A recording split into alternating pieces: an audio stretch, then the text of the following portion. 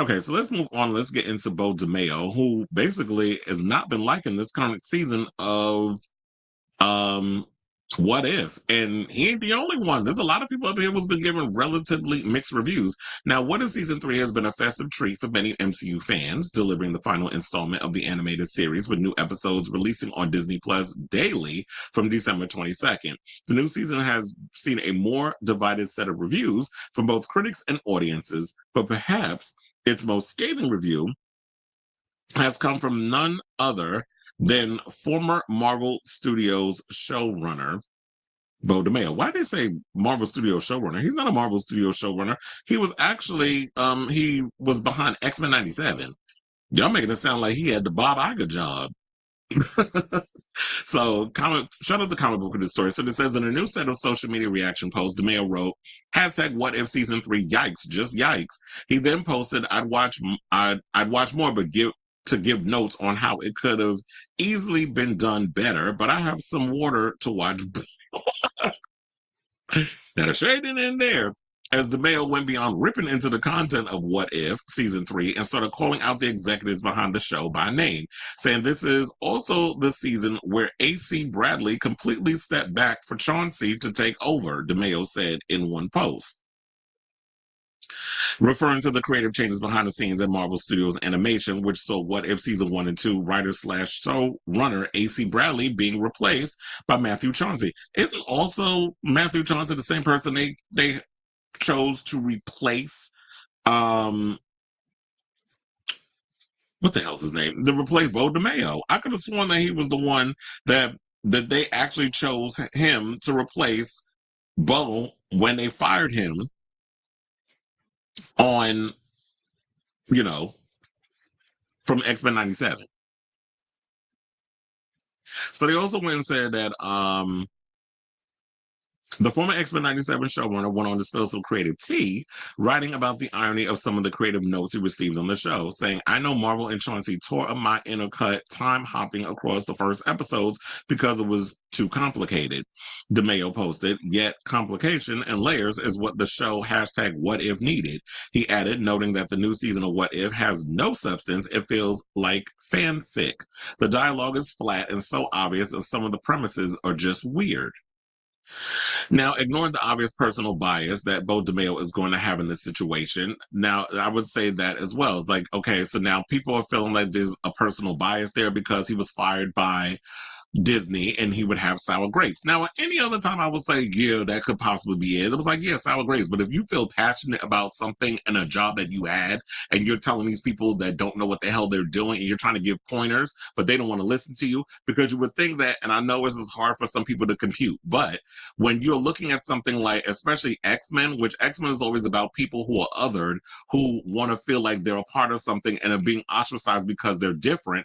The only people that I can think of that would possibly relate to that is the homosexuals and people of color, which is why when you watch whether you like them or not, the previous X-Men movies, they had a gay man, problematic stuff aside, as in what's his name, Bryan Singer. We ain't got to get into the alleged stuff that went on with him, but as a gay man, you would think that he would understand what it's like to kind of be ostracized and discriminated against because based off of his sexual orientation. And a lot of those nuances were sprinkled throughout the X-Men films that he worked on. Same thing with Beau DeMayo. Beau DeMayo is a man of color. He's also a homosexual.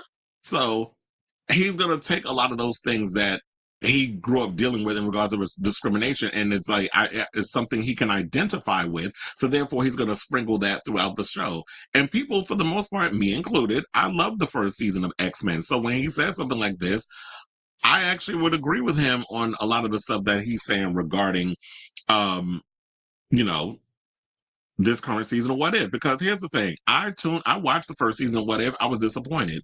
I just didn't feel like it was a good season. Then people were telling me season 2 was good.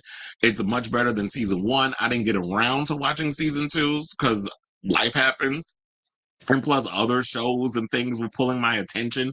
So I didn't really go back to Disney Plus. And to me, to be honest, Disney Plus has not been, even though I pay for it still, which I'm kind of irritated about, I don't really go back to Disney Plus as much as I do other streaming services like a Hulu and an Apple TV and, you know, a Netflix or Paramount Plus. Like Disney is not at the top of my food chain right now in regards of like show channels that I go to want to watch programs. I am now because I'm watching Skeleton Crew, but before then it was just like y'all were just too few and far between when in regards to the content. So sometimes I will forget that Disney Plus had things dropping and it'd be out of sight, out of mind. And y'all be taking too long to drop stuff. Like y'all don't have enough things coming out. Like Paramount Plus with Taylor Sheridan got a new damn show coming out every other week. And so it keeps me fed over there. What if I want to watch certain things on Paramount Plus? Whereas, like I said, in Disney has not been that channel to pull me in enough to want to even invest in a lot of the stuff over there. I think maybe I just keep Disney because they have Star Wars and all that stuff over there. So that's the only reason why I really watch it. But what are they going on to say in regard to, you know, after I just went on my little rant? So they're talking about that it must be noted that he is not, you know, based on what he said, he's not alone in his assertion of that, you know, What If Season 3 has been a notable drop in quality. The third season releases come with a massive drop-off in hype from the surge seen with Season 2. Fan criticism of uninspired episode concepts of story arcs have been commonplace in What If Season 3 reactions, which is exactly the sentiment that DeMayo is echoing. And that's what I was saying, is like, when I said before, they said that, yeah, there's been a notable drop in quality because from Season 2, everybody was like, Season 2 was a much better season after Season 1 was also a pretty weak season, but then they managed to capture the thing and bring people in. But now it's like Season 3, y'all fell off again. What the hell y'all doing back there? Who y'all got writing these shows? Like, y'all doing these what ifs, and this is like, it's not inspiring.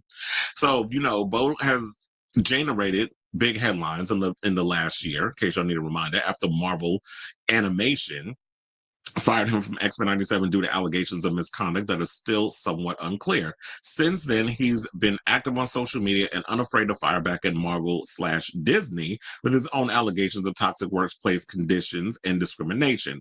This latest tirade against What If Season 3 also saw Marvel Studios catch stray shots from DeMayo. He made a point to refute quotes from What If Season 3 director Brian Adams, who claimed that What If couldn't use more mutant characters because the showmakers weren't aware the Disney Fox deal was being done in 2019, saying they were very well aware of the rights. You know, we had combos. Absolutely bullshit. Again, just liars. This is what he posted in response. They came and asked my X-Men 90 hashtag X-Men 97 team and what character they could use in hashtag What If Season 3, and we pointed them to What If hashtag 12 from 1990.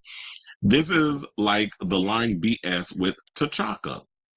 Now, the last statement refers to back to another X-Men 97 PR battle, saying Season 1 of the show featured a cameo from Black Panther, only it was King T'Chaka, father of T'Challa. Some fans felt the cameo should pay homage to Black Panther movie star Chadwick Boseman. DeMayo was forced to be silent until his NDA agreement with Marvel expired, saying he finally cleared the air about the choice and saying it marks a pattern of DeMayo popping up to routinely demonstrate how Disney/Marvel allegedly uses PR spin to control narratives like the narrative surrounding his firing. This time, however, it also seems like DeMayo wants to create early separation between the work he did on X-Men 97 and what fans may see by the time Season 3 arrives, because if What If is any indication, it could be a substantial drop off in quality. And I saw that some people were getting all upset because I saw like one of my friends posted Natasha Lyonne joining the MCU was not on my bingo card, but here we are and she's effing fantastic. And some people was like, is she being Fantastic Four? Because we're not feeling her. So there were some people. And then I went and I posted in the comments, I heard the season was of What If isn't good. And then, you know, people was jumping over in the but they said it isn't, but this episode is fantastic, saying the Natasha Lyonne one. But one of my friends jumped in. He said it wasn't interesting or engaging. It didn't really give us situations that made us engage with the characters in a different way, i.e. the Gundam episode was just the heroes in mechs.